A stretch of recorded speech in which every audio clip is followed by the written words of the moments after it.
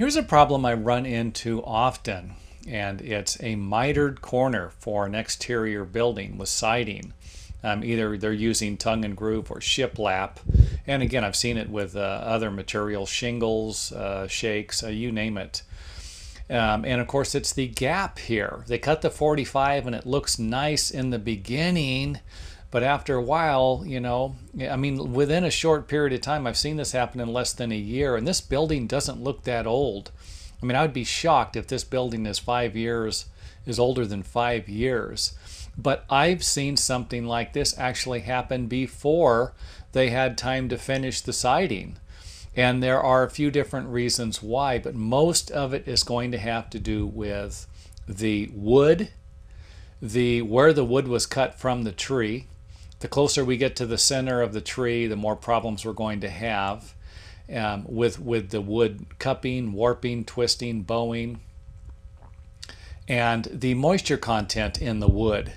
So if you have something like this, and again, I'm going to provide you with a couple of solutions at the end of the video for fixing it. And again, I would imagine you could always drive some more nails in, somehow, force it together and do it that way, but it's not going to solve all your problems. But it would obviously solve the problems for a short period of time until it started to pull away again due to moisture content again getting into the wood as from the environment, from the outside. So again, we got moistures, high levels of moistures in some areas, and then other parts of the country have lower moisture content in the air, lower humidity, higher humidity, stuff like that. And of course, this just wreaks havoc on some of this stuff. And I understand the reason. I mean, this is the look you want as an architect or a building designer. Then this is what you're going to need to do. But you will need to, it's like I said, you're probably going to have to watch a couple more of these videos relating to this before you do it. But you will need to select the right type of material. Now, what you're looking at here is probably spruce or pine. And it can be a dry wood. And of course, dry wood can absorb moisture, bringing us right back to the problem. But you could actually use cedar and stain it or paint it. And obviously the paint is going to hold up a little better than the stain, or at least it seems like it in my opinion. But what we're looking at here is, it appears to me to be a real good grade of cedar. I don't even see very many knots in this stuff. So it could actually be a number one or a select material, real premium piece of wood. But obviously you're going to need to pay more money for this.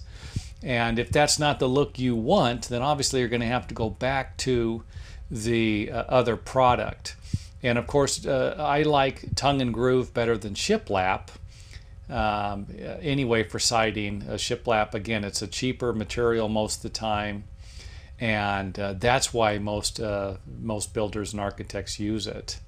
And here's my solution to the problem. And again, this is something you could do right off the bat if you have something like this and the wood's pulling away, or you just don't want to deal with it in the future. And that would be to simply put some trim boards on the corner.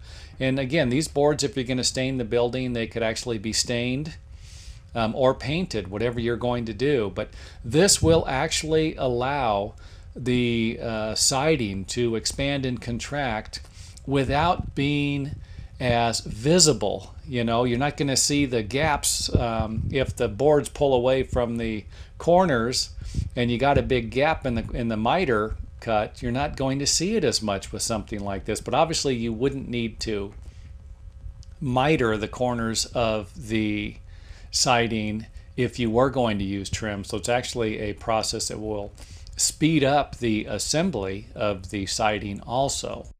So it isn't hard to see. If you want to eliminate this problem from the get-go, you could always just put some trim over it. If you need this look, if you're the architect and the building designer and you're really looking for something like this, it wouldn't be a bad idea to paint it. I mean, stain sometimes doesn't cut it.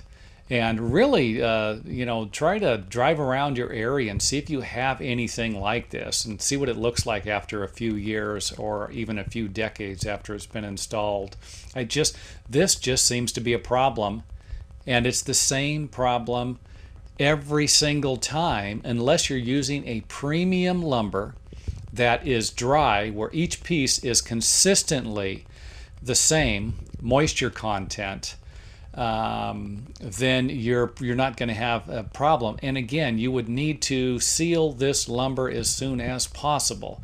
I mean, there are a lot of variables that could create this problem, even if it's not in the first to the fifth year, but in maybe the fifth to the 10th year. There's just a lot that could create this.